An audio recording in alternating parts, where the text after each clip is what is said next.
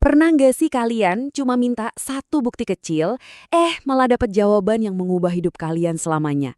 Nah, kali ini kita bakal bahas gimana sebuah permintaan yang kelihatannya simple justru bisa membuka sebuah pewahyuan yang luar biasa dalam. Oke, kita mulai dari sumbernya ya. Semua ini berawal dari sebuah teks kuno, dialog antara Yesus dan murid-muridnya yang ada di Injil Yohanes. Nah, teks ini juga ditemanin sama sebuah renungan yang bakal bantu kita buat nangkep maknanya lebih dalam lagi. Coba ada direnungin. Pertanyaan ini kayaknya relate banget ya buat kita semua. Kadang kan kita ada di satu titik di mana kita bingung. Dan rasanya cuma butuh satu jawaban yang jelas, satu tanda aja. Tapi, gimana kalau jawaban yang datang itu jauh lebih besar dari yang kita kira? Yuk, kita bedah ceritanya dari awal.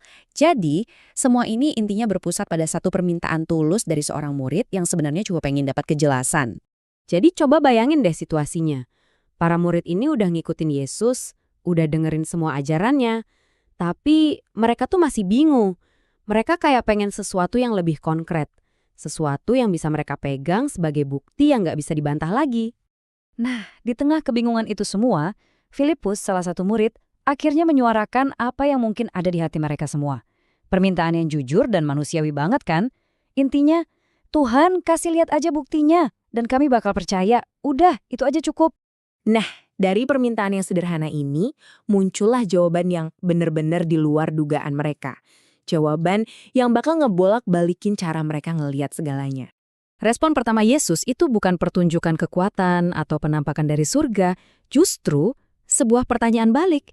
Pertanyaan yang kayaknya penuh keheranan atau bahkan mungkin ada sedikit rasa kecewa di sana. Wah, ini langsung bikin suasananya jadi tegang kan? Dan inilah puncaknya. Pernyataan yang monumental. Ini udah bukan sekedar jawaban, tapi sebuah klaim teologis yang mengubah seluruh paradigma. Yesus nggak menunjuk ke langit atau ke tempat lain, dia menunjuk ke dirinya sendiri. Oke, jadi apa sih sebenarnya arti dari kalimat melihat aku adalah melihat Bapa? Yuk kita coba bongkar makna yang lebih dalam di balik kalimat yang luar biasa ini. Kuncinya ada di konsep yang namanya kesatuan ilahi. Jadi ini bukan sekedar klaim soal kekuasaan ya. Ini tuh sebuah undangan buat beralih dari iman yang butuh tontonan ke iman yang lahir dari hubungan dan kepercayaan.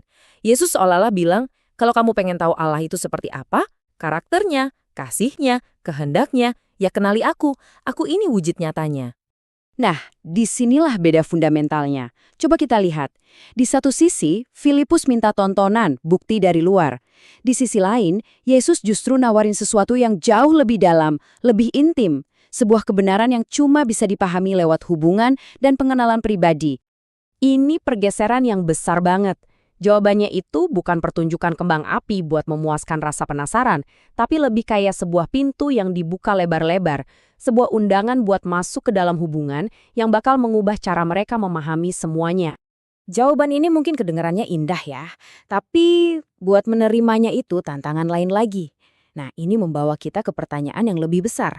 Kenapa sih kebenaran yang mengubah cara pandang kayak gini tuh susah banget buat kita terima? Pertanyaan yang relevan banget kan? Ketika kita dihadapkan sama ide baru yang nantang keyakinan lama kita, respon pertama kita seringkali menolak. Kenapa ya bisa begitu? Renungan dari sumber kita tadi ngasih beberapa alasan.